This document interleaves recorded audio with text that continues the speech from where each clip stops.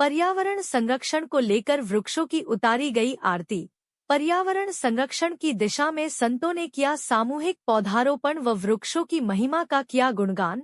Renewal के मुंडियागढ़ संत दादू दयाल आश्रम श्री सुख सागर सेवा धाम परिसर में 1000 पौधों का किया गया वितरण। 200 पौधे परिक्षेत्र में लगाकर वृक्षों के संरक्षण का लिया जिम्मा।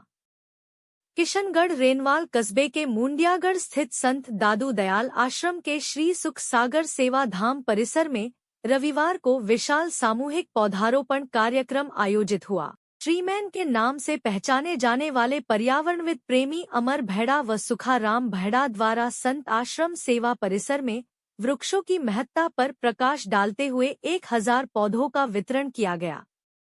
साथ ही आश्रम परिसर में 200 पौधे लगाकर पौधों की सुरक्षा की जिम्मेदारी ली गई। इससे पहले संत आश्रम में संतों व आश्रम सेवादारों का सम्मान किया गया। साथ ही सामूहिक वृक्षों की महाआरती उतारी गई। संतों द्वारा दैनिक जीवन के साथ साथ धार्मिक महत्ता के आधार पर पौधों की महिमा का गुणगान किया गया। कार्यक्रम में पर्यावरणविद अमर भैड़ा ने बताया कि पर्यावरण संरक्षण की दिशा में कार्य करते हुए हमने हर वर्ष 1 लाख पौधे लगाने का लक्ष्य रखा गया है। हमारी टीम पिछले 2 माह से रोजाना सैकड़ों की संख्या में 4 से 7 फीट लंबे पौधे लगाकर उनकी सुरक्षा व संवर्धन की जिम्मेदारी ले रही है।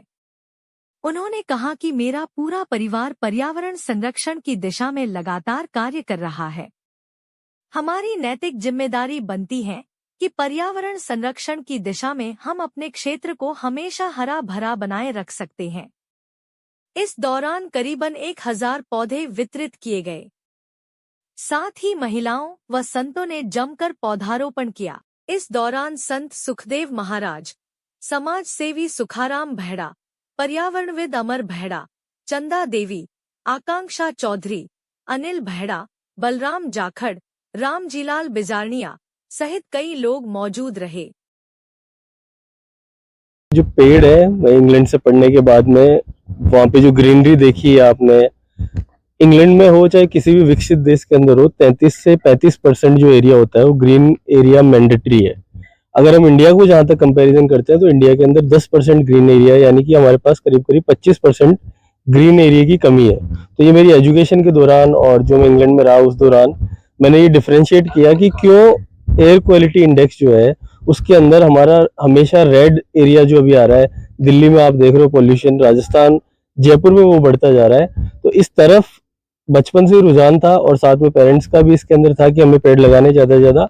तो 11 लाख पेड़ लगाने का हमने इसके अंदर मिशन लिया है और 11 लाख पेड़ हम आने वाले 10 साल के अंदर लगा रहे हैं।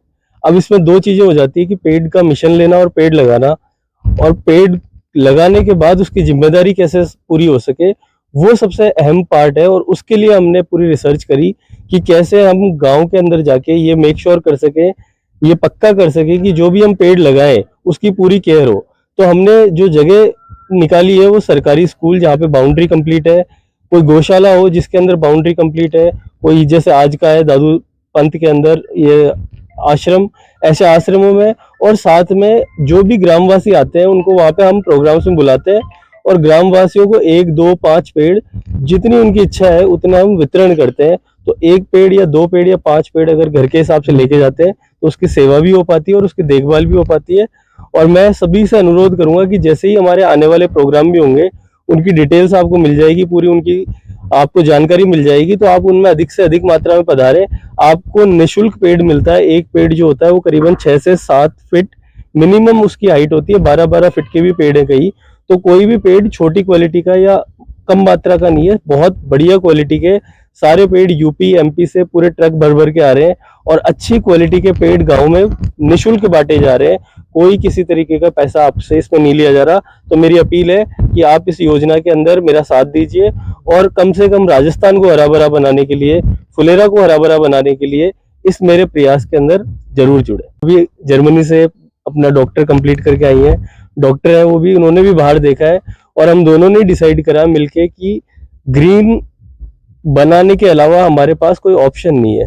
ये ऐसा नहीं है कि हम पेड़ लगाना हमारे कोई विकल्प है, वो हमारी आवश्यकता है। अगर हम नहीं लगाएंगे तो आने वाली जो पीढ़ियां हैं उनके लिए ये जो पर्यावरण का इतना सुंदर तोहफा है उसको वो नहीं भोग पाएगी पीढ़ियां, और उसकी तरफ हमें दूरदृष्टि देखते हुए इस चीज पे जरूर ध्यान देना है कि पेड़ ज्यादा से ज्यादा लगे और आने वाली जो पीढ़ी है वो सुरक्षित रहे।